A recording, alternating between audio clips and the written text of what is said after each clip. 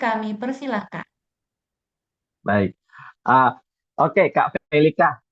Teman-teman sekalian, sebelum saya mulai, saya izin, saya mau share screen. Saya pakai dua device hari ini. Satu yang device Android Sehatian saya ini untuk tampilan layar, untuk tampilan visual saya. Kemudian ada juga tampilan layar saya yang akun yang satu.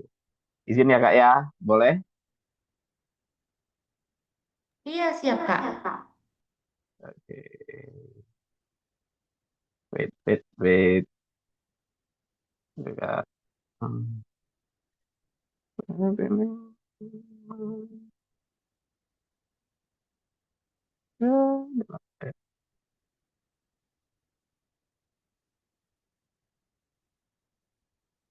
Hmm. Tunggu Kak. Ah, dia.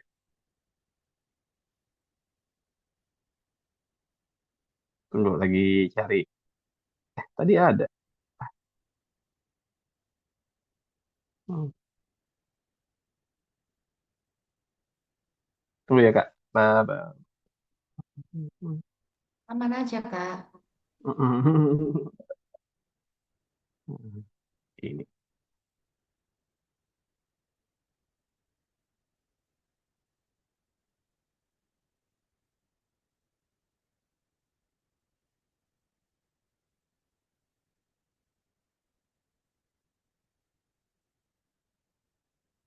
Hmm.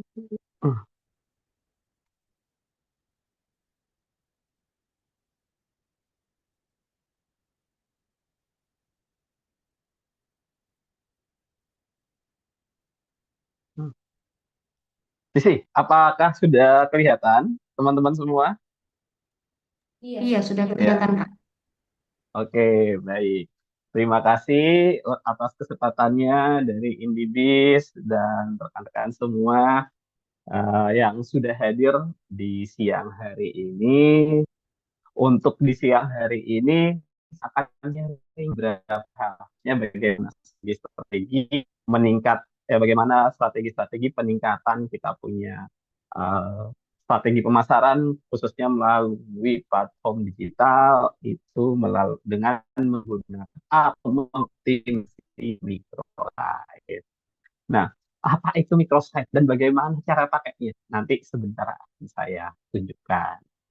Dan kalau memungkinkan nanti ada sempat waktunya, saya akan coba tunjukkan bagaimana caranya kita membuat microsite dengan cepat. Gitu. Oke, saya lanjut teman-teman. Nah, kalau teman-teman di sini pelaku usaha, saya mau tanya dulu. Mungkin bisa dijawab melalui kolom chat. Kira-kira apakah pernah bisa kesulitan untuk membuat website jualan? Silahkan kalau ada respon, mungkin bisa dibagikan. Nah, apakah pernah atau di sini semuanya sudah punya website?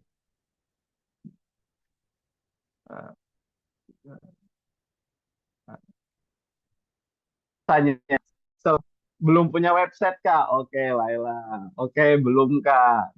Oke, yang lain belum punya. Nah, baik, belum punya. Siap.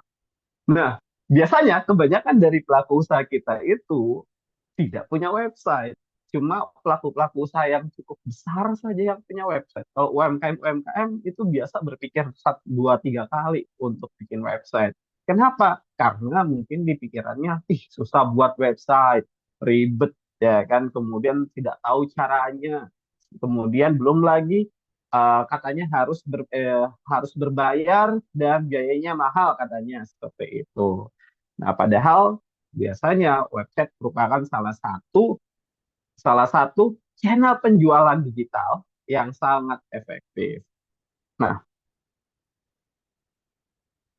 kalau teman-teman pernah buat website dan atau sekarang sudah melakukan digitalisasi, halo, slide saya sudah berubah. Belum Kira-kira kelihatan, Kak. teman-teman kelihatan ya? Oke. Kira-kira teman-teman apakah pernah bingung Belum berubah, kasihkan Kak, link websitenya. pelan? Masih merasa kesulitan buat website punya. Nah, ini udah. Oh iya, oke, siap. Apakah pernah bingung? kalau kita jualan online, ketika kita mau kasihkan link ke pelanggan, biasanya kita kan tidak punya website, tapi kita punya link, kita punya IG, Shopee, WA, Facebook, dan lain-lain. Nah, kalau pelanggan mau beli produk kita dan kita sudah promosikan di channel-channel digital, pernahkah Anda merasa bingung? Mau kasih link yang mana? Mereka harus menghubungi kita di mana? Nah, apakah melalui IG kah? Atau Shopee, WA, dan sebagainya. Nah, biasanya karena semakin banyak aset digital atau channel pemasaran yang sudah kita buat, ya kita itu semua channel-channel itu punya linknya masing-masing, gitu. Kan akan ribet kalau semua link kita bagikan. Bukan cuma itu, pelanggan kita atau calon pelanggan kita juga kemungkinan bakal berpikir, wah ini saya harus kemana? Gitu. Padahal harapannya pelanggan itu mau, sebelum pelanggan mau atau membeli, melakukan transaksi terkait kita punya bisnis atau layanan, ya tentunya dia harapkan itu dimudahkan bagaimana sampai bisa dia membeli produk atau layanan kita. Nah, kalau kita pernah merasakan hal tersebut, nah disinilah hadir yang namanya microsite. Nah, microsite ini bisa menjadi satu pintu utama untuk melakukan kegiatan promosi digital. Nah, ini akan sangat bermanfaat sekali bagi kita pelaku usaha. Jadi, yang awalnya itu kebingungan mau bagi link banyak-banyak kepada calon pelanggan, sekarang sudah bisa lebih mudah dengan adanya microsite ini. Yang menjadi pertanyaannya, apa itu sebenarnya microsite? Ya kan? Nah, microsite itu adalah website mini yang menampilkan semua informasi penting bisnis dan link ke berbagai channel. Jadi, sama seperti website pada umumnya, yang mana kita bisa gunakan untuk melakukan promosi atau gerbang penjualan kita punya produk dan layanan melalui platform digital, tapi microsite ini dia itu lebih lebih ringkas, lebih ringan, dan lebih sederhana ketimbang website yang pada umumnya. Nah, apa bedanya dengan website pada umumnya? Secara garis besar, kalau kita anggap dia sebagai rumah, ya kan, website rumah digital atau toko digital produk kita, website itu adalah rumah yang sangat besar, di mana ada halaman-halaman tertentu, apakah itu berandanya, profilnya, kontaknya, serta portofolio, serta dan bahkan ada yang isinya artikel-artikel dan sebagainya. Itu semua ada di website. Jadi besar dan halamannya banyak sekali. Nah, berbeda dengan microsite. Microsite itu layaknya brosur digital. Hanya terdiri dari satu halaman. Tapi fokus pada tindakan. Maksudnya fokus pada tindakan seperti apa? Di microsite itu tujuannya adalah ketika orang masuk ke dalam halamannya, itu pilihan-pilihannya langsung beli atau info lebih lanjut atau cari alamatnya atau terhubung dengan marketplace dan sebagainya. Intinya dia cuma tindakan saja untuk pelanggan kita bisa membeli atau melakukan transaksi terkait produk dan layanan kita. Seperti itu. Saya yakin teman-teman sudah pernah lihat yang mana itu microsite dan seperti apa bentuknya. Contoh microsite itu seperti ini, teman-teman. Ya kan? Semuanya pernah lihat yang seperti ini? Bisa dikasih respon di chat, ya kan? Nah, ada berbagai macam dan berbagai tempat layanan untuk membuat microsite. Nah, ada yang namanya Linktree, ya kan? Kemudian kita juga bisa bikin di Canva, microsite, atau sekarang itu ada yang namanya s.id. Microsite ini website Dibukanya tinggal masukkan alamat URL saja seperti itu. Tapi isinya coba lihat ketimbang website yang pada umumnya ini fokusnya langsung ke tindakan. Yang mau lihat profil tinggal satu kali klik. Yang mau lari ke Shopee tinggal satu kali klik. Yang mau menghubungi customer service langsung satu kali klik. Seperti itu. Nah, sebelum saya lanjut, saya mau tanya dulu. Di sini, apakah teman-teman sudah pernah atau sudah menggunakan microsite seperti ini dalam melakukan aktivitas bisnis atau jualan? Silahkan, respon dulu di kolom komentar. Apakah ada yang sudah pakai? Apakah itu Linktree, Canva, F.id, dan sebagainya.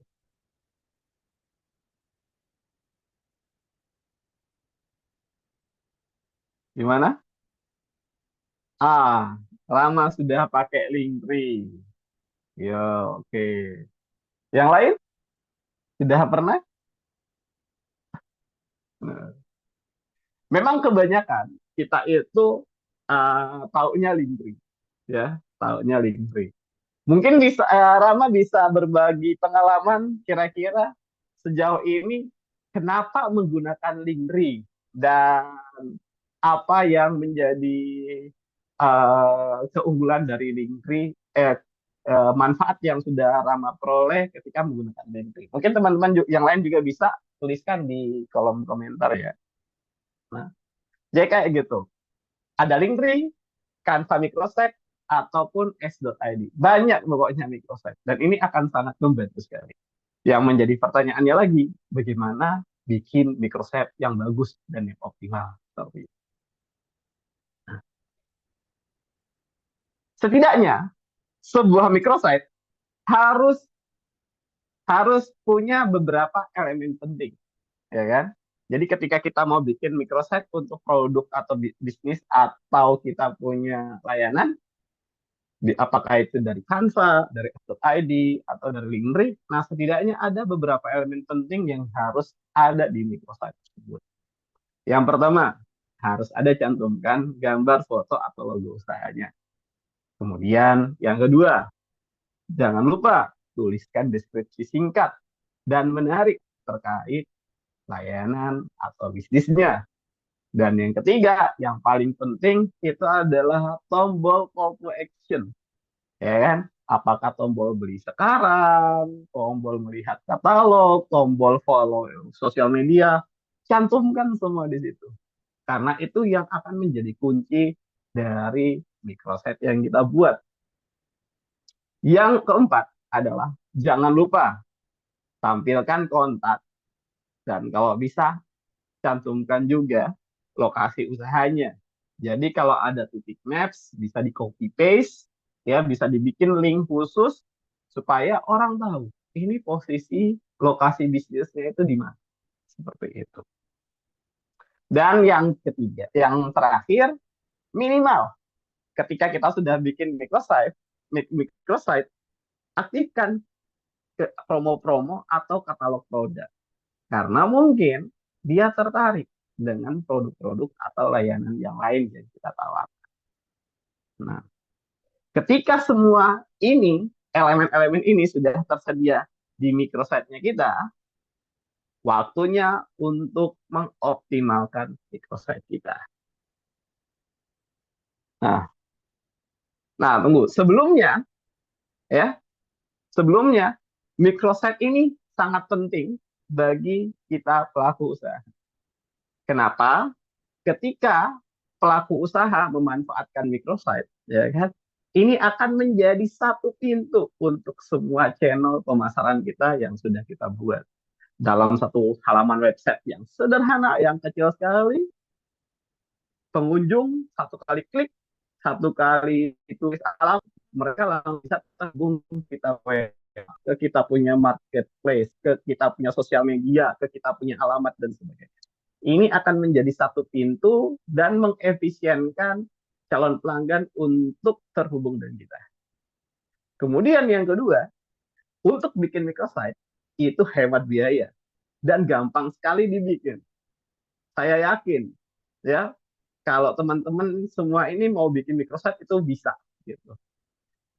Biayanya ada yang gratis dengan fitur-fitur yang sangat terbatas. Tapi kalau mau fiturnya lengkap itu berbayar. Tapi bayarnya tidak seberapa gitu. Lebih murah daripada biasa beli hosting gitu atau beli template website yang secara umum gitu. Lalu untuk microsite sendiri, kalau kita mau update halaman-halamannya, call to action-nya, atau informasi di dalamnya, itu gampang sekali. Kita tinggal login di dashboard-nya, cepat dan langsung terupdate secara real time. Kita itu tidak perlu tunggu teknisi lagi, seperti itu. Jadi kita sendiri pun bisa langsung update. Jadi kalau ada momen-momen penting untuk meluncurkan diskon-diskon, promo-promo menarik, bisa langsung dilemparkan di microsite. Nah, selain itu, microsite ini juga akan meningkatkan kepercayaan kepada pelanggan kita. Apalagi sekarang di era digital ya kan, kita itu mungkin punya bisnis tapi belum punya toko, ya kan? Kita jualannya melalui sosial media, melalui IG, kemudian melalui TikTok, melalui Facebook dan sebagainya. Nah, di situ kita tidak bisa menyantumkan informasi-informasi penting terkait kita punya bisnis. Kita tidak bisa mencantumkan legalitasnya kita, dan kita juga tidak bisa, agak susah mencantumkan kita punya alamat. Nah, microsite bisa menjadi tempat untuk mencantumkan hal-hal tersebut. Jadi dengan microsite, pelanggan kita bisa mengakses alamat kita dengan cepat, atau kalau dibutuhkan, mereka butuh mengetahui legalitas kita, nomor payer tag-nya kita sudah ada atau tidak, BPOM-nya kita sudah ada, halalnya sudah ada atau bagaimana, kita bisa cantumkan di microsite ini. Sehingga pelanggan kita akan jauh lebih percaya dengan bisnis kita. Dan yang berikutnya adalah biasanya beberapa layanan-layanan microsite itu ada fitur analitiknya. Kita bisa tahu, ya kan? Kita bisa tahu berapa banyak orang yang mengunjungi kita punya microsite, berapa banyak yang ngeklik, berapa banyak yang buka tombol, berapa banyak yang menuju WA kita, berapa banyak yang menuju marketplace kita, gitu. Bahkan di beberapa fitur-fitur premium, kita bisa langsung menghubungkan microsite kita dengan halaman pencari Google, bikin terhubung dengan SEO-nya, atau dengan sosial media kita, gitu. Jadi langsung bisa kelacak. Orang-orang masuk ke microsite saya itu melalui Instagram sekian banyak, Facebook sekian banyak, TikTok sekian banyak. Sehingga kita bisa tahu, kita harus mengoptimalkan pemasarannya kita itu di Facebook kah, di Instagram kah, atau di TikTok, atau di tempat eh, di platform digital lainnya. Itu. Untuk membuat microsite yang optimal, ya kan, dan untuk mengoptimasi pemanfaatan microsite ini, setidaknya ada beberapa tips yang bisa teman-teman pelaku usaha lakukan. Yang pertama, yang pertama, gunakan CTA yang jelas. CTA itu call to action. Kira-kira orang ketika masuk di microsite-nya kita mau arahkan dia kemana? Apakah kita mau arahkan dia untuk follow? Apakah kita mau arahkan dia untuk ke marketplace-nya kita untuk langsung transaksi atau membeli, atau kita langsung arahkan di kontak WA kita? Itu harus jelas. Jadi langsung tulis, hubungi WA gitu ya kan. Hubungi WA kami. Nah, muncul sudah di situ dia punya tombol di microsite. Belanja di Shopee, belanja produk kami di Shopee, muncul tombol Shopee-nya. Atau follow Instagram kami, muncul di situ. Kita tambahkan di situ kita tambahkan di situ tombol channel Instagram kita. Kemudian yang berikutnya adalah perbaharui promo dan konten-konten di microsite.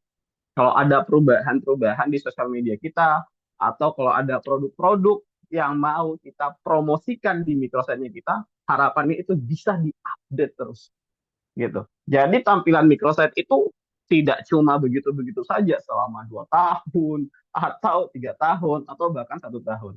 Kita bisa update berminggu, berbulan, atau bahkan kalau ada momen-momen spesial, kita bisa langsung update di microsite kita. Kita cantumkan produk-produk yang mungkin akan menjadi produk unggulan kita di microsite pada momen tersebut. Kita kasihkan diskon supaya pelanggan bisa apa ya optimal, bisa gampang menjangkau produk kita seperti itu. Langsung update saja. Kita tidak perlu hubungi teknisi, gitu, dan kita tidak perlu coding-coding panjang-panjang lagi seperti itu. Dan jangan lupa kita juga sebaiknya menggunakan foto yang berkualitas tinggi. Mulai dari itu foto profil, foto logo, atau foto produk yang kita cantumkan di microsite.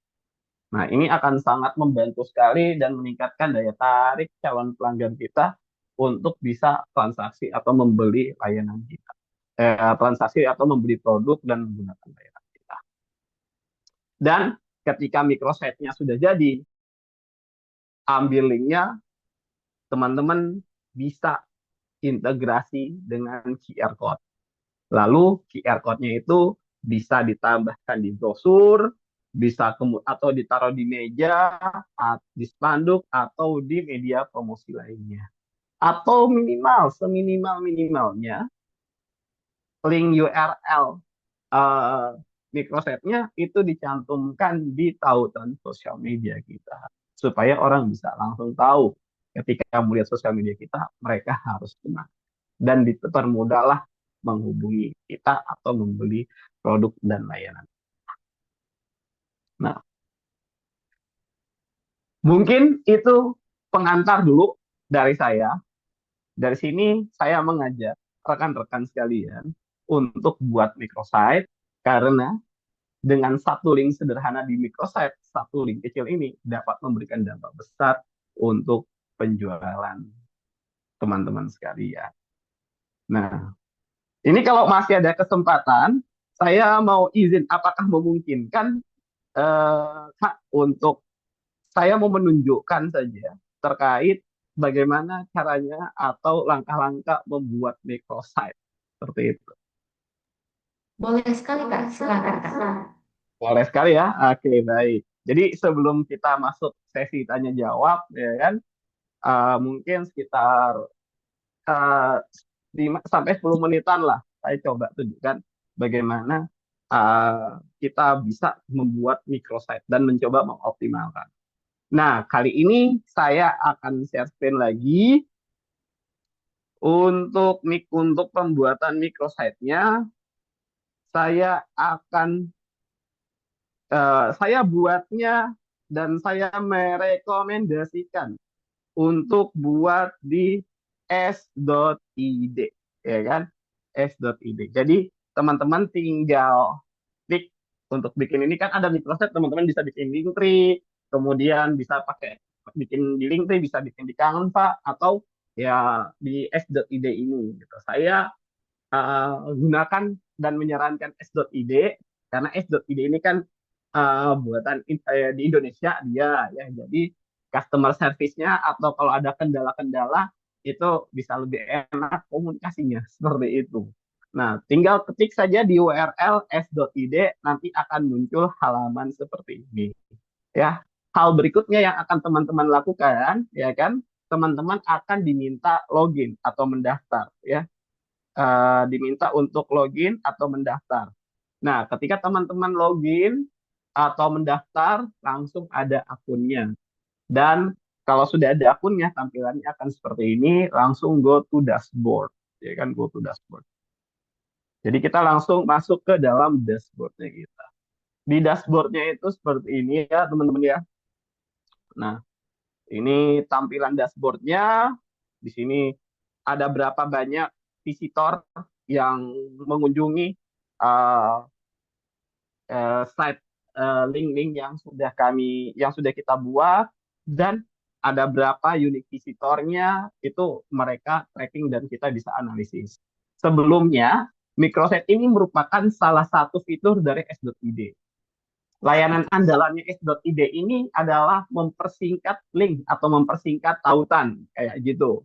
Jadi kalau teman-teman tahu Bitly, bi.ly, ya kan, itu dia gunanya untuk mempersingkat link.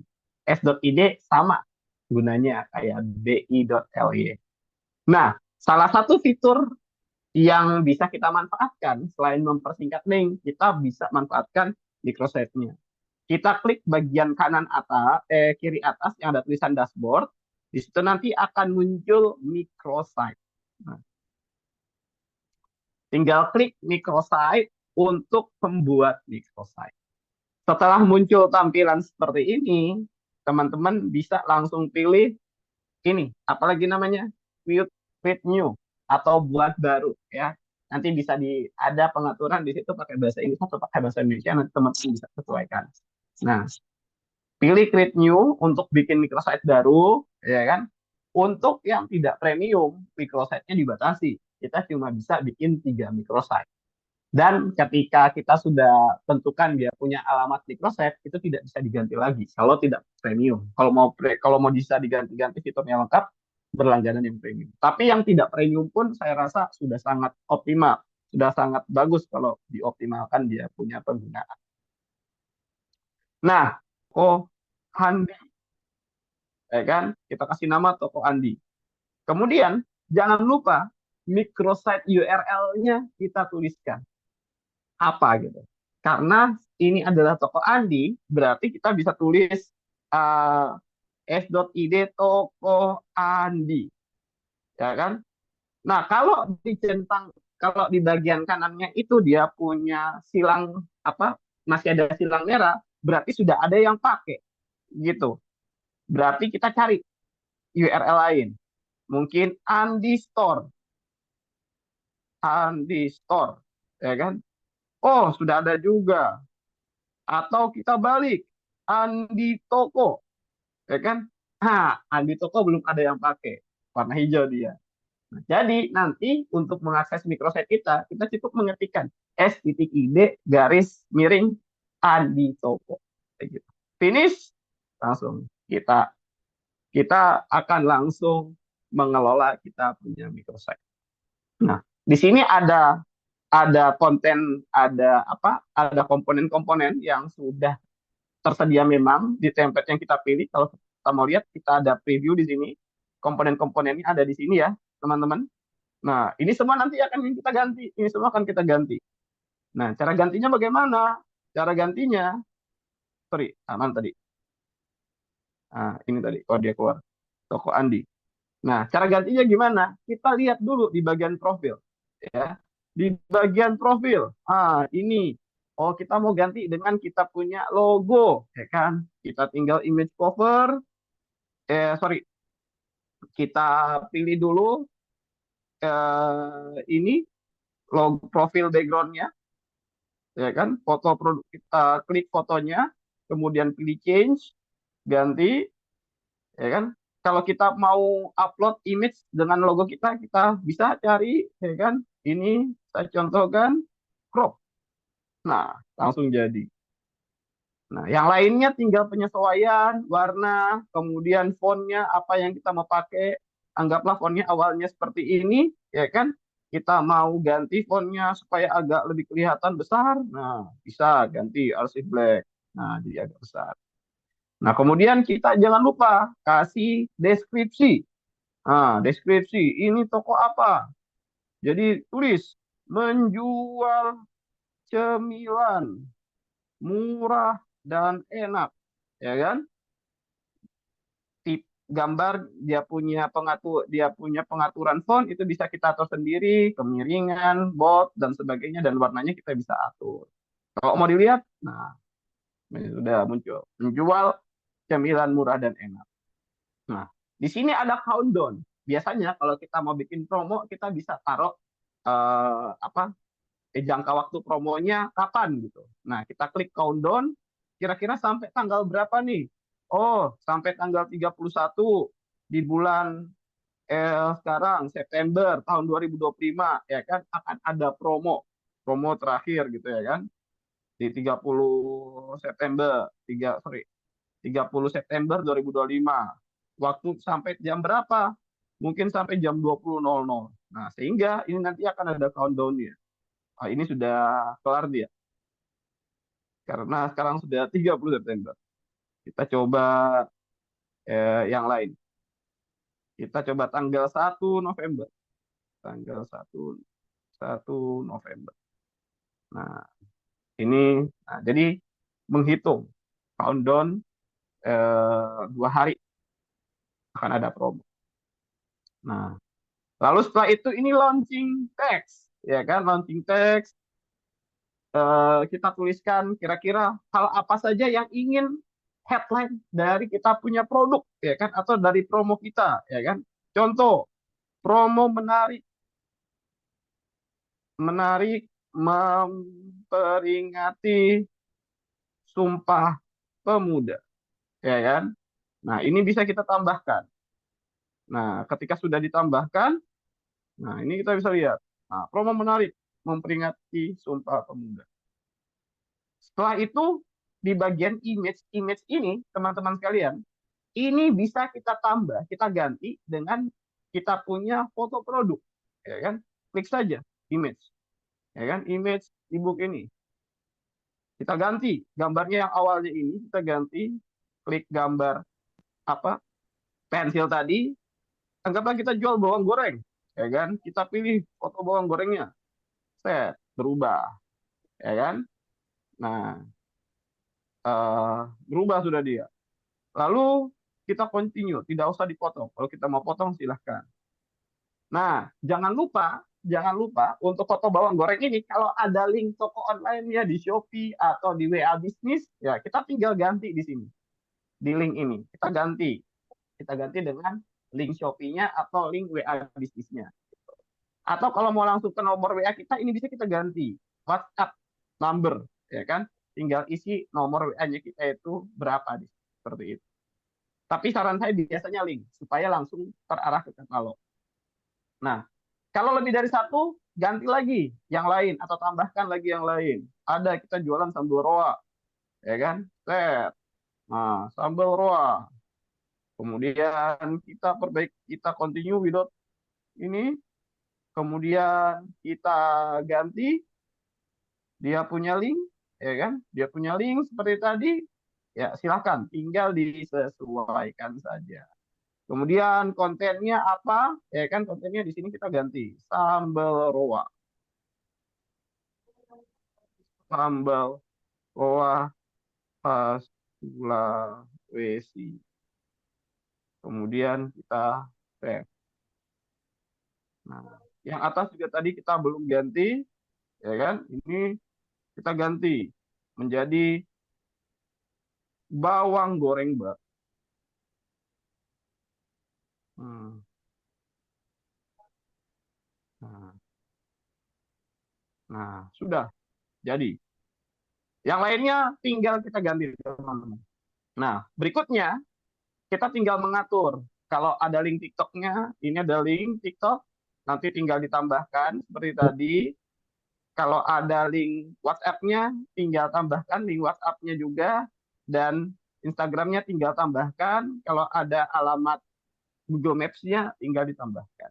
Alhasil, kita punya, sorry, salah buka toko. Nah, alhasil, kalau jadi sudah kita punya, nah modelnya kayak gini. Ini nanti di bawah-bawahnya tinggal diganti. Kalau mereka mau di TikTok, langsung ke TikTok, ke WA langsung ke WA, dan sebagainya. Seperti itu. Lalu, lalu bagaimana cara aksesnya? Ya, cara aksesnya akan gampang sekali. Cara aksesnya, ya, cara aksesnya itu kita tinggal tulis tadi s.id slash Andi Toko, ya kan? Andi Toko. Set. Salah. s.id slash Andi Toko. Nah, langsung muncul seperti itu. Jadi, ketika orang mau menggunakan atau menghubungi kita untuk beli produk dan menggunakan layanan kita, kita tidak usah langsung bingung mau kasih link yang mana. Cukup kasih link. Dan ini sudah cukup lengkap sehingga teman-teman akan lebih mudah untuk melakukan kegiatan jualan di era digital. Nah, saya tidak tahu waktunya masih berapa lama lagi.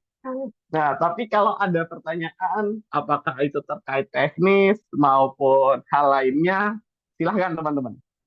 Dan saya juga bisa, sekaligus kita bisa langsung tunjukkan secara praktis bagaimana cara mengoptimalkan link-link dengan memanfaatkan fitur-fitur microsite ini. Oke, saya kembali, saya balik lagi pada, saya balikan kepada Kak Felika. Silakan Kak. Baik, luar biasa sekali ya teman-teman peserta. Terima kasih banyak kami ucapkan kepada Kak Andi atas penjelasannya yang tentunya nih sangat inspiratif. Nah, banyak sekali nih insight yang bisa kita ambil, terutama tentang bagaimana sih cara untuk memaksimalkan microsite sebagai salah satu strategi pemasaran digital yang efektif untuk UMKM. Nah, selanjutnya nih teman-teman peserta, kita akan masuk ke sesi tanya jawab. Bagi teman-teman peserta yang ingin bertanya, silakan tulis pertanyaannya di kolom chat atau bisa juga gunakan fitur raise hand dan langsung open mic-nya. Dan juga sambil sesi tanya jawab ini berlangsung, saya kembali mengingatkan bagi para peserta untuk mengisi link feedback kegiatan yang sudah dibagikan di kolom chat. Dan juga nih untuk dua orang penanya terbaik akan mendapatkan hadiah berupa pengisian saldo link aja bagi dua orang yang beruntung. Jadi kalau ada pertanyaannya boleh langsung ditulis di kolom chat dan juga bisa langsung open mic. Banyak, banyak sekali ternyata ini kayaknya antusias. Kalau semuanya antusias, kita juga semangat.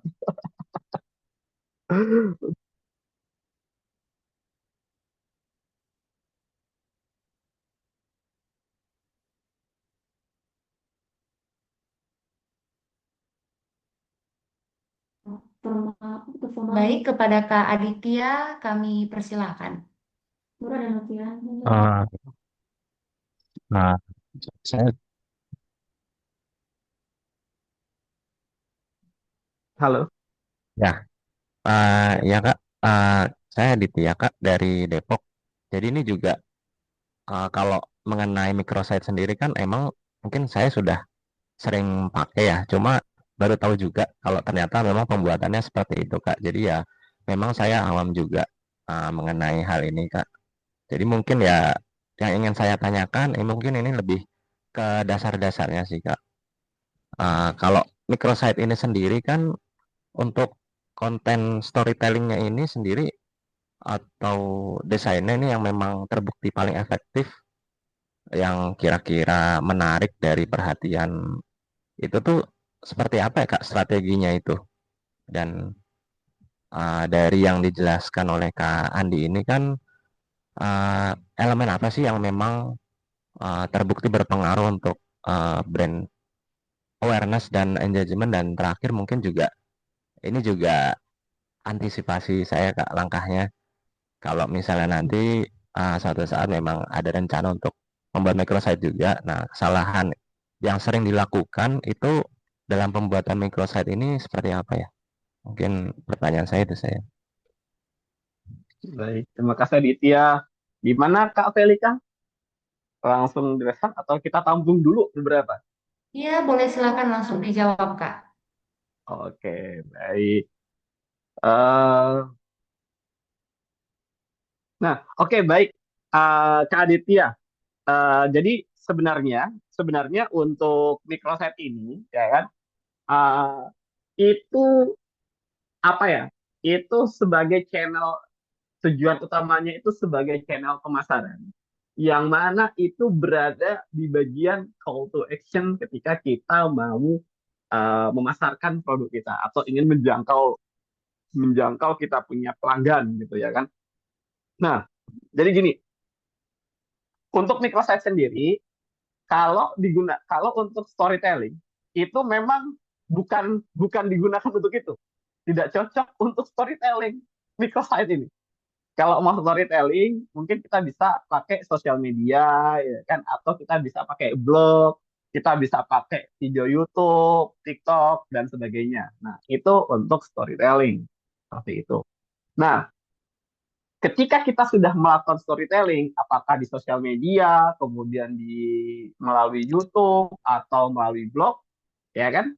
Tujuan kita storytelling kan untuk menggugah pelanggan, untuk supaya banyak orang tahu terkait produk kita, lalu pelanggannya itu dengar cerita dan tergugah dengan produk kita, lalu membuat dia tertarik menggunakan produk kita, dan ketika dia tertarik, ya kan, dia akan berpikir di mana saya bisa dapat produk ini. Nah, saya harus lari kemana gitu? Apakah saya harus lari ke IG, ke ke Shopee, atau kemana gitu? Ke website atau kemana gitu? Nah, microsite letaknya di situ gitu, sebagai pintu gerbang supaya pelanggan bisa ke platform-platform yang kita inginkan tadi gitu. Makanya biasanya kalau anggaplah kita bikin konten baru kita sudah lakukan storytelling terkait, oh, saya jual bawang goreng batu ini merupakan khas Sulawesi, rasanya enak, gurih, dan kemudian rasanya enak, gurih, dan pas untuk di semua lidah, bisa juga dijadikan cemilan kayak gitu. Untuk pembelian hari ini, untuk pembelian hari ini kami ada promo, ya kan, sampai tanggal 1 November. Untuk membeli silahkan menuju. Nah, silahkan menuju ke tautan berikut. Langsung disitulah dimunculkan tautan microsite-nya, f.id dan bla bla bla bla. Kalau kita tidak pakai microsite, ya kan? Kalau kita tidak pakai microsite, mungkin kita bakal tuliskan gini: untuk membeli, teman-teman, mari kunjungi. Apakah mau kunjungi IG kah? Kunjungi Shopee-nya kah? Atau kunjungi websitenya? Bakal ada banyak sekali link di situ. Tapi kalau pakai microsite, orang bisa tinggal mengunjungi satu link, dia bisa langsung ke IG, ke WA, ke marketplace, dan sebagainya. Seperti itu sebenarnya tujuan dari pembuatan microsite. Supaya storytellingnya kita itu langsung bisa berdampak karena memudah.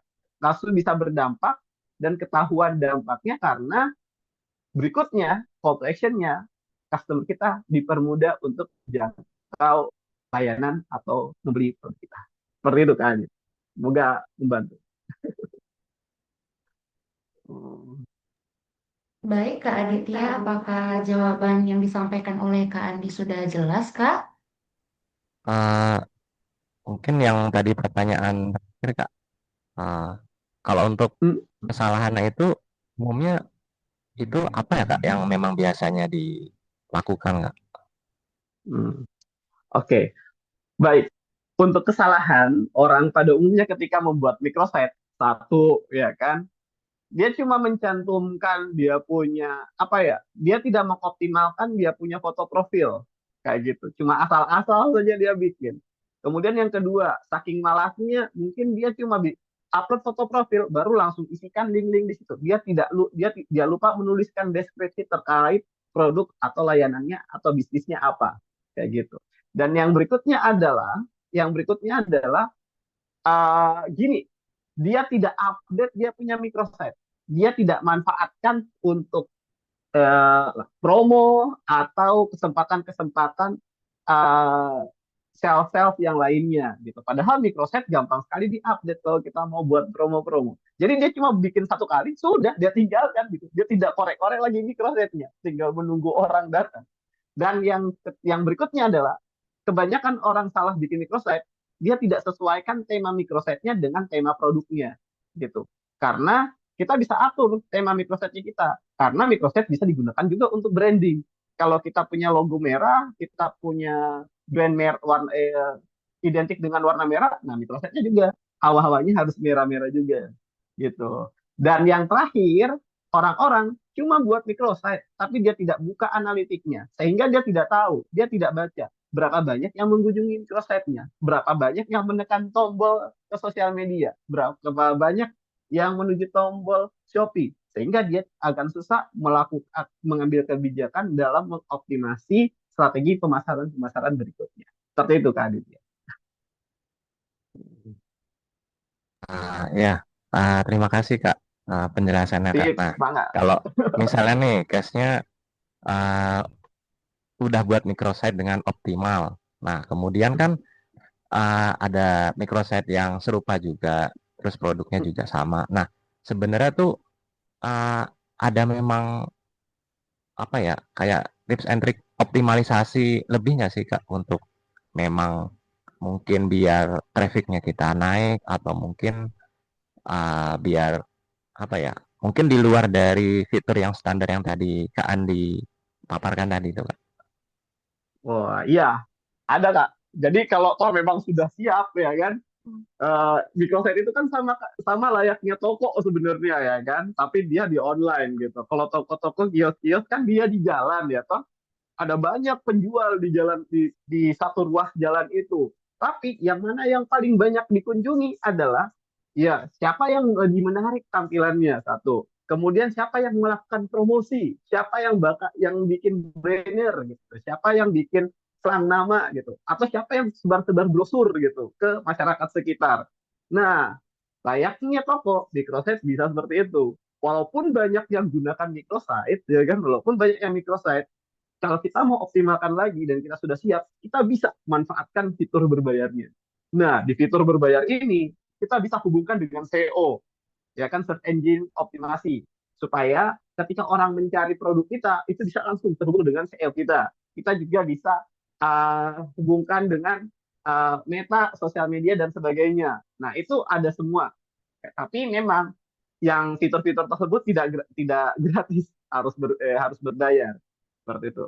Saran saya, teman-teman coba dulu gratis, dioptimalkan tampilannya sudah oke, kemudian sudah bisa membaca bagaimana apakah microsite ini optimal atau tidak, baru untuk di bus langsung coba ambil yang berbayar. Murah kayaknya yang berbayar kemarin, saya coba lihat untuk di s.id yang berbayar untuk premium itu cuma sekitar 33.000 saja per bulan. Seperti itu. Bayangkan kalau dari 33.000 itu orang merasa atau customer kita merasa dipermudah menjangkau produk atau layanan kita, ada live trafficnya atau penjualan kita ratusan bahkan sampai ribuan kali lipat seperti itu. Nah, itu cara mengoptimasi berikutnya, Kak. Oke Kak, saran dan tips and triknya sudah lebih dari menjawab Kak. Terima kasih banyak Kak jawabannya. Sama-sama, Kak Aditya. Ya. Baik, terima kasih kepada Kak Aditya dan juga selanjutnya ada Kak Novianri yang ingin bertanya. Kepada Kak Novianri, kami persilakan. Baik Kak, tapi tidak bisa on cam Kak. Ya, tidak apa-apa, Kak. Ah, ya izin bertanya Kak. Nah kan eh, ini juga baru pertama kali dengar ini Kak, mengenai aplikasi, mengenai website tentang Skellytrack website. Nah pertanyaanku itu Kak, kan salah satu ini tantangan besarnya pemasaran digital itu kan biasanya agar kepercayaan konsumen ini eh, banyak situs palsu atau penipuan online, Kak. Nah, bagaimana caranya, Kak, perannya ini mm, Miss Crossette ini dalam memperkuat kredibilitas dan identitas mereknya UMKM eh, kepada konsumen, Kak. Terus dan juga bagaimana apa fitur atau elemen apa saja sebaiknya yang diprioritaskan dalam microsite ini untuk menunjukkan profesionalisme untuk membangun kepercayaan konsumen ini, Kak. Kayak persen pertamanya berkunjung ke toko kita, Kak. Bagaimana apa yang fiturnya sebaiknya, Kak? Terima kasih.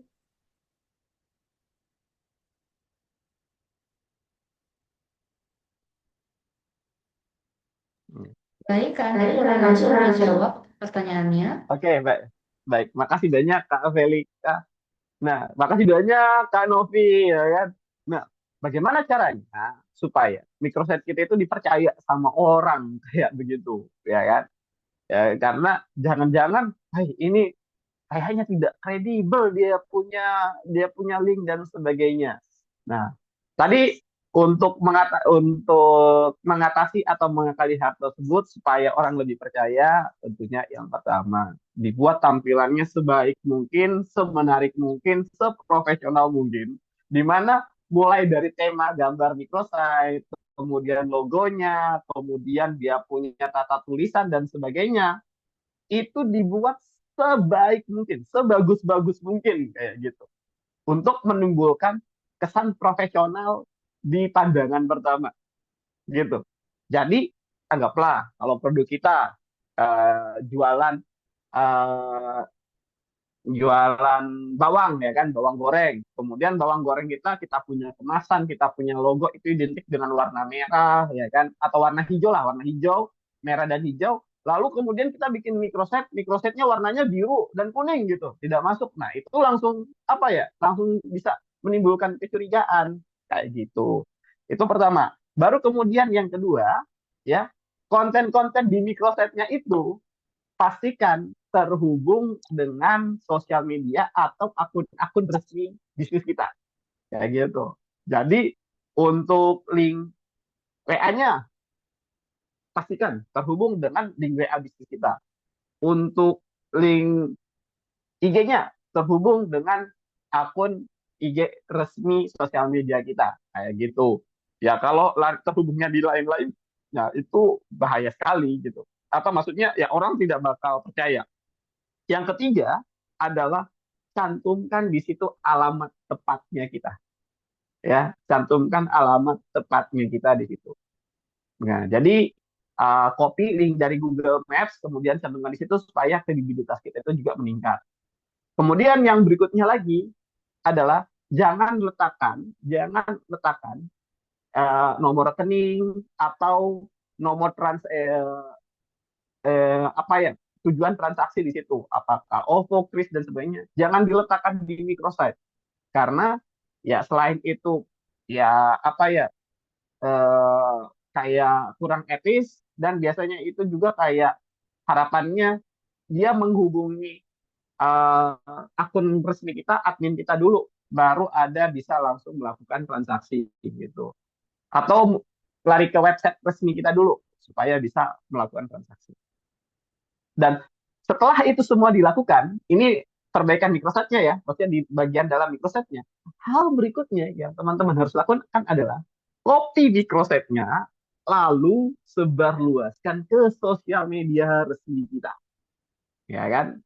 Karena dengan cara menyebarkan di sosial media resmi kita, itu tentunya orang-orang bakal berpikir bahwa oh ini kredibel, oh ini sesuai karena yang sebarkan akun resmi gitu.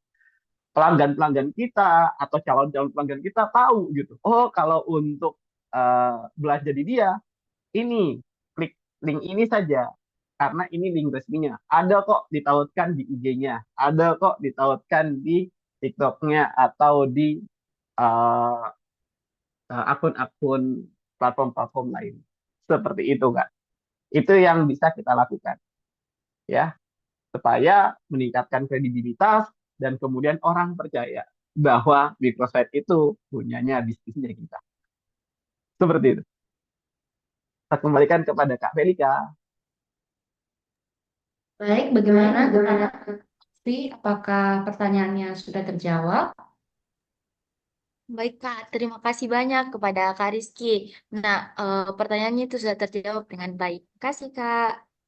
Terima kasih banyak, Kak Novi. Sama-sama. Baik, oke nih Kak Andi. Saat ini saya akan juga membacakan pertanyaan pilihan yang sudah ditanyakan di room chat. Nah, ini ada yang bertanya dari Kak Hana, asalnya dari Medan. Kak Hana mau tanya nih ke Kak Andi, gimana sih cara mengukur efektivitas microsite dalam mendukung penjualan atau meningkatkan konversi pelanggan? Dan juga apakah ada alat atau platform tertentu yang direkomendasikan agar UMKM bisa membuat dan mengoptimalkan microsite tanpa biaya yang besar. Oke, baik. Terima kasih banyak, Kak Hana, ya kan, untuk pertanyaannya. Bagaimana cara mengukur, ya kan? Bagaimana cara mengukur apakah microsite kita efektif atau tidak, gitu ya kan? Nah, Cara pertama untuk mengukurnya adalah untuk di s.id, di Linktree, ya kan, itu ada fitur analitik gitu. Ada fitur analitik. Itu kalau Kak Hana sudah bikin microsite dan sudah ada link-linknya semua, ya kan, di situ nanti bakal ada fitur analitik yang mana ketika diklik fitur analitik itu akan kelihatan gitu ya kan, berapa banyak orang yang mengunjungi kita punya microsite gitu. Dia larinya ke akun mana semua gitu. Dalam pekan ini, dalam satu pekan ini berapa banyak yang kunjungi. Dalam hitungan harian berapa banyak yang kunjungi. Itu semua ada. Dan kemudian bisa dilihat juga, tadi saya sempat tunjukkan toh, berapa banyak yang mengunjungi dan berapa banyak pengunjung baru. Kayak gitu. Itu bisa diukur semua, ya kan, di microsite. Sehingga kita bisa tahu, oh kehadiran microsite ini ya kan efektif gitu. Oh kehadiran microsite ini ternyata berdampak dengan kunjungan orang-orang menuju ke channel-channel bisnis kita, ke channel-channel pemasaran bisnis kita seperti itu. Nah, kalau premium nggak kita sudah pakai fitur premium yang berbayar. Nah, itu makin banyak lagi dia punya analitik. Bahkan langsung bisa terhubung dengan analitik kita punya sosial media seperti itu. Jadi kita cek analitik Instagram, oh terbaca di situ. Yang mengunjungi microsite, ya kita kemana, berapa orang, kemudian usianya berapa dan sebagainya. Itu nanti bakal dia hubungkan semua. Ya, Pak. Itu bisa menjadi kita punya apa ya, patokan untuk merencanakan strategi pemasaran selanjutnya seperti apa. Kayak gitu. Nah, kemudian yang pertanyaan berikutnya, apakah ada fitur microsite yang murah dan yang bagus untuk membantu UMKM dalam pemasaran online-nya? Nah, s.id, Linktree, ya kan, Canva, itu saya rasa teman-teman bisa manfaatkan, bisa optimalkan. Fiturnya sudah cukup lengkap untuk yang standar, ya kan, dicoba saja dulu, dan itu gratis, murah sekali, gampang juga cara buatnya. Tadi saya sudah contohkan, kurang dari 10 menit kita sudah langsung bisa launch. Kita punya microsite. Tinggal kalau mau dikasih cantik-cantik ya, dikasih banyak persediaan fotonya, kasih banyak persediaan linknya. Seperti itu. Jadi pakai dulu yang gratis, setelah dirasakan, oh yang gratisnya sudah cukup oke nih, saya mau boosting lagi, ya kan? Baru pakai yang berbayar. Seperti Kak Adit tadi, ya kan? Mungkin fitur gratis tidak cukup, karena yang lain juga sudah pakai microsite semua. Nah, saya pakai yang premium supaya dia terhubung dengan search engine. Saya pakai premium supaya terhubung dengan sosial media. Gitu. Harganya mulai dari 30.000 per bulan. Dan dicoba dulu. Saya belum bisa promosi, saya tidak promosi ya. Itu cuma sebagai gambaran saja. Ya kan, supaya kita bisa lebih optimal jualannya. Itu Kak Kelika, saya Baik, kepada Hana gimana nih Hana? Apakah pertanyaannya sudah terjawab?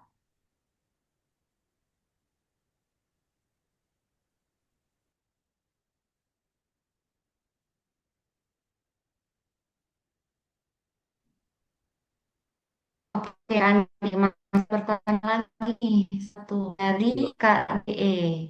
Ini Kak DE pertanyaannya, di tengah tren personalisasi konten, bagaimana microsite bisa dioptimalkan agar mampu menyajikan pengalaman yang relevan bagi segmen pasar yang berbeda?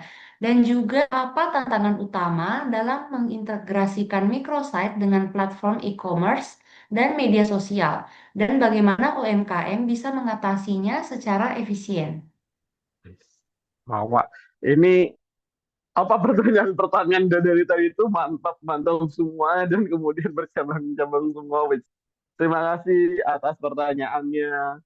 Nah, untuk personalisasi konten ya kan, seperti yang saya infokan tadi, untuk microsite sendiri itu sebenarnya tujuannya sebagai gerbang atau pintu pemasaran, channel pemasaran seperti itu. Jadi uh, Jadi kita sudah selesai nih awareness-nya, sudah kita selesai terkait storytelling dan sebagainya. Orang-orang sudah tertarik mau membeli produk kita. mau kemana gitu. Apakah ke IG kah, ke Shopee kah, ke sosial media kah, ke WA kah, atau ke langsung ke alamatnya. Nah, itu kan bingung ya orang-orang ya. Langsung ke microsite saja. Ketika kamu klik microsite, tinggal kamu pilih kamu kemana gitu. Nah, ketika dia masuk di situ, dipersonalisasi dengan cara seperti apa? Dengan cara deskripsinya dikasih bagus, dikasih sesuai, tema brandingnya disesuaikan, kemudian fitur-fitur yang lainnya juga dioptimalkan. Seperti itu. Jadi itu cara yang pertama kita melakukan optimalisasi kontennya, ya kan? Mengoptimalisasi kontennya. Kemudian yang berikutnya adalah eh, maaf, apa lagi tadi? Ini ya tantangan UMKM dalam mengintegrasikan microsite dengan platform e-commerce dan sosial media. Nah, sebenarnya untuk tantangannya sendiri, Microsoft malah hadir untuk membantu supaya UMKM bisa lebih mudah menyebarkan link-link sosial medianya, link-link marketplace-nya, dan channel-channel pemasaran digital lainnya. Microsoft hadir untuk membantu itu. Nah, tapi ya biasanya tidak semua UMKM itu melek digital. Ya, yang pertama, mungkin dia mau pakai microsite, tapi kalau dia cuma sekedar copy paste link tanpa mencantumkan, tanpa kasih tambahan logo Instagram di tombol microsite-nya, itu bakal tidak menarik. Itu kendala juga, gitu. Atau kemudian yang berikutnya adalah dia tidak menambahkan semua sosial media yang ada. Nah, itu jadi kendala juga kayak gitu. Atau yang paling parah, ada tombolnya, tapi dia tidak copy gitu. Contoh, di situ ada tombol kunjungi TikTok kami gitu. Dia tidak isi link TikToknya di situ. Nah, itu tentu bakal mengurangi eh, kredibilitas kita punya bisnis kepada pelanggan maupun calon pelanggannya kita. Seperti itu. Nah, kalau toh memang ada kejadian seperti itu, mending dihapus saja tombolnya. Karena kita mungkin tidak punya TikTok, hapus tombol TikToknya. Supaya jelas microsite-nya seperti apa. Tujuan customer kemana. Dan semua pintu itu bisa dimasuki dan bisa dikunjungi. Dan yang terakhir adalah, kendala UMKM adalah, mungkin kebanyakan UMKM kita tidak punya skill atau kemampuan desain yang mumpuni. Sehingga cuma asal-asal menyusun apalagi namanya eh, fitur-fitur di microsite, konten-konten di microsite yang alamatnya paling atas kah, kemudian fitur promonya malah tidak kelihatan dan sebagainya. Nah, ini juga kendala. Tentunya untuk bisa mengoptimalkan hal tersebut, ya kita semuanya perlu waktu, perlu belajar. Kalau susah sendiri, bisa lakukan pendampingan dengan teman-teman yang lain. Kalau toh masih susah, kalau untuk pendampingan dengan teman-teman yang lain karena akses dan sebagainya, ya teman-teman bisa belajar melalui TikTok ada, Instagram ada, atau YouTube ada, tinggal cari optimasi microsite. Nah, semoga ini bisa membantu sehingga UMKM kita tidak kesulitan lagi bagaimana caranya mengoptimalkan microsite. Ketika microsite-nya optimal, harapannya calon customer itu tertarik dan kita bisa langsung meningkatkan kita punya penjualan produk maupun layanan kita. Terima kasih atas pertanyaannya. Kembali kepada Kak Sedika. Oke, KDE, semoga pertanyaannya sudah terjawab ya. Dan untuk pertanyaan terakhir nih, Kak Andi, ada satu lagi pertanyaan dari Kak Wiranita. Nah, pertanyaannya apakah email yang digunakan nih harus sama dengan email yang digunakan di media sosial? Karena emailnya berbeda. Oke, baik. Oke, baik. Nah, saran saya, ya kan, untuk bisnis kita itu punya email sendiri, ya kan? Nah, satu email ini nanti yang akan kita gunakan untuk bikin sosial media, kita bikin marketplace, atau kita daftarkan ke platform-platform yang lain. Gitu. Kita punya satu email sendiri khusus email bisnis. Lalu email inilah juga nanti yang akan kita gunakan untuk mendaftar atau menggunakan microsite. Seperti itu. Kenapa? Kenapa tidak beda-beda saja emailnya? Kasihan, nanti kita kewalahan. Ingat passwordnya banyak-banyak kayak begitu. Ya kan? Mending kalau passwordnya diingat gitu ya kan. Bagaimana? Mending kalau password. Bagaimana kalau emailnya yang kita lupa gitu. Nah, itu bahaya. Tapi kan Kak bisa disimpan di device, bisa disimpan di ini, di HP. Iya, kalau HP-nya kita tidak ganti, gitu ya kan. Kalau kita tidak mau menggunakan, kalau kita mau menggunakan laptop lain atau perangkat lain kan harus tetap login juga. Gitu. Jadi usahakan menggunakan satu email saja, ya. Tapi kalau sudah terlanjur seperti apa, ya kan? Kalau sudah terlanjur seperti apa? Langkah pertamanya adalah langsung tentukan email bisnisnya yang mana, kayak gitu. Supaya berikut-berikutnya, uh, supaya berikut-berikutnya, ya kan, sudah untuk akun-akun bisnis pakai email itu semua saja. Jadi tidak ada email-email yang terganti-ganti. Seperti itu. Kemudian yang kedua, ya kan, kalau emailnya berbeda, ya kan, kalau sudah buat apa ya, sudah ada email yang duluan dan harus pakai yang baru, ya sudah, bikin yang baru saja tidak jadi masalah, kan gratis juga. Hanya saja nanti ingat, emailnya harus dijaga baik-baik, diaktifkan autentifikasi dua faktornya, dipakai dipakaikan kode password yang kuat, dan kalau bisa dipakai ke manajemen akun gitu, manajemen password supaya tidak hilang-hilang lagi email. Seperti itu. Ya, jadi gitu ya Kak ya. Saya sarankan pakai satu email khusus bisnis, tapi kalau toh emailnya berbeda, sudah tidak apa-apa. Pakai email yang lain juga tidak apa-apa. Yang penting bisa bikin microsite gitu. Semoga dari microsite bisa mengoptimalkan kita punya aktivitas bisnis, khususnya penjualan produk maupun layanan digital. Begitu Kak Felika. Baik, terima kasih kepada Kak Andi dan juga kepada Kak Wiranita. Semoga pertanyaannya sudah terjawab ya. Kami juga mengucapkan terima kasih nih untuk para peserta yang sudah aktif mengikuti webinar ini dari awal hingga pada akhirnya. Terima kasih banyak untuk semua pertanyaannya yang sangat menarik pastinya. Nah, dan saat ini kita akan mengumumkan nih dua penanya terbaik. Kan tadi udah banyak nih yang bertanya. Nah, dan semua pertanyaannya keren-keren. Dan sekarang kita akan mengumumkan untuk dua penanya terbaik yang akan mendapatkan hadiah berupa pengisian saldo link aja senilai ratusan ribu rupiah. Nah, untuk penanya terbaik yang pertama, kami ucapkan selamat kepada Kak Aditya. Dan untuk penanya terbaik kedua, kami juga mengucapkan selamat kepada Kak DE. Untuk itu, kepada Kak Aditya dan juga Kak DE, kami harapkan untuk segera mengirimkan nomor link ajannya di kolom chat untuk mendapatkan pengisian saldonya. Baik, sekali Di lagi kami ucapkan selamat untuk para penanya terbaik. Nah, nantinya para penanya terbaik ini akan dihubungi untuk pengisian saldonya. Baik, tidak terasa kita sudah sampai di penghujung acara. Terima kasih saya ucapkan yang sebesar-besarnya untuk seluruh peserta yang telah bergabung dari awal webinar hingga akhir. Kami juga mengucapkan terima kasih kepada Kak Nita Wulandari dan juga kepada Kak Andi selaku pemateri pada siang hari ini.